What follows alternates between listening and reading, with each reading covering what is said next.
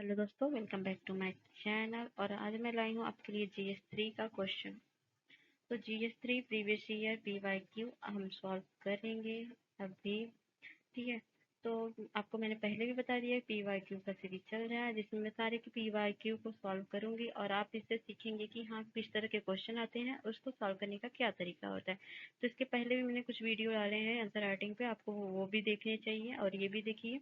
और कैसा फीडबैक होगा आपको आप दीजिएगा और इस तरह से लिखिएगा। और अगर आपको आंसर राइटिंग से रिलेटेड किसी भी चीज़ को जानने की इच्छा हो या फिर आप जानना चाहते हो कैसे करें, क्या कैसे लिखें, कैसे कंक्लूजन लिखें, कैसे मैन बॉडी लिखें, इंट्रो लिखें, तो आप इसको मुझसे पूछ सकते हैं।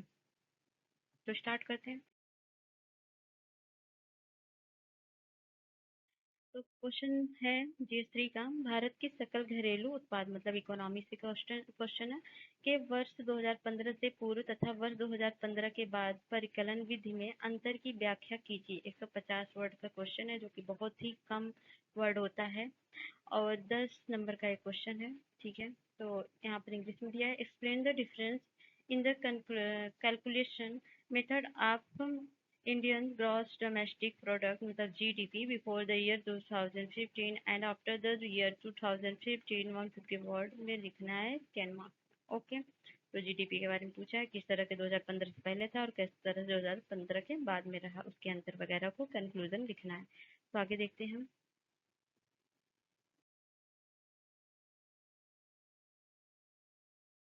तो इंट्रो लिखेंगे आप छोटा सा। किसी अर्थव्यवस्था या देश के लिए सकल घरेलू जीडीपी एक वित्तीय वर्ष में उस देश में उत्पादित वस्तुओं और सेवाओं का कुल मूल्य होता है। जीडीपी का छोटा सा डिफिनेशन भी दे सकते हैं या फिर आप करंट का क्वेश्चन सॉल्व कर रहे हो तो करंट के मुद्दे को इसमें ऐड कर सकते हैं।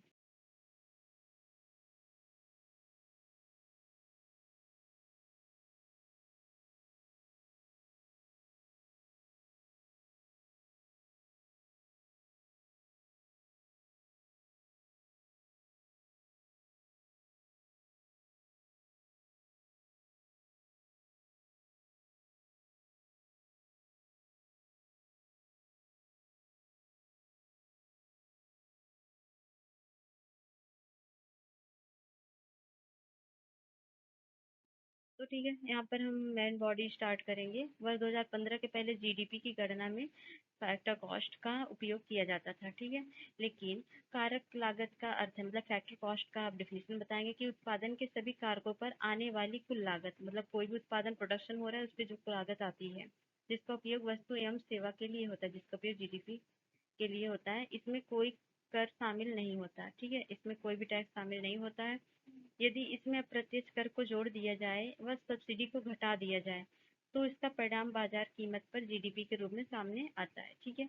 बाजार कीमत या चालू कीमत पर जीडीपी का उपयोग अर्थव्यवस्था का आकार जानने या राजकोषीय घाटे जैसे विभिन्न अनुपातों की गणना करने में होता है। तो आप ये छोटा छोटा आप पॉइंट वाइज इसको लिखिएगा। ठीक है।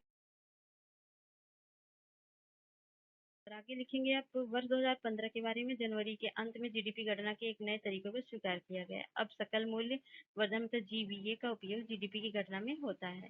इसका गणना आधार मूल्य पर होती है। और सकल मूल्य वर्धन किसी देश की अर्थव्यवस्था में सभी क्षेत्रों में प्राथमिक द्वितीय और तृतीय क्षेत्रों द्वारा किया गया कुल अंतिम वस्तुओं सेवाओं के उत्पादन का मौद्रिक मूल्य होता है। ठीक है। और यदि उत्पाद मूल्य शुल्क मूल्य वर्धन शुल्क वस्तु एवं सेवा कर जैसे उत्पाद करों को जीवीए में आधार मूल्य पर जोड़ा जाता है और सब्सिडी को उसमें से घटा दिया जाए तो इसमें नए तरीकों के अनुसार जीडीपी के आंकड़े प्राप्त होते हैं। तो ये आप उसका पूरा डिटेल एनालिसिस करेंगे। देश की वृद्धि दर की गणना करते समय अर्थव्यवस्था की वास्तविक स्थिति जानने के लिए आधार वर्ष आपको पता ही होगा 2011-12। तो ठीक है, इतना ही पॉइंट वाइज आप लिखेंगे, उसके बाद आप कंक्लूजन दे देंगे। और उस पॉइंट में अगर आपको कुछ चीज़ें नहीं समझ में आ रही हैं तो आप पूछ लीजिएगा, मैं समझा दूंगी। फिलहाल ये पूरा इकोनॉमी का चैप्टर है और आपको इकोनॉमी पढ़नी है या फिर उससे रिलेटेड फैक्ट्स जानने हैं तो आप बता दीजिएगा। बाकी पढ़ा होगा तो आपको समझ में आ गया होगा। कंक्लूजन लिखेंगे हम, नई पद्धति सांख्यिकी रूप से अधिक मजबूत होती है क्योंकि ये खपत रोजगार और उद्यमों के प्रदर्शन और अधिक संकेतकों का अनुमान लगाती है और उन कारकों को शामिल करती है जो वर्तमान परिवर्तनों के लिए अधिक उत्तरदायी है। छोटा सा कंक्लूजन देते हुए आप इस आंसर को एंड करेंगे। तो 150 वर्ड में लिखना है तो छोटे छोटे पॉइंट में आपको लिखने ही पड़ेंगे, फैक्ट तो डालने ही पड़ेंगे।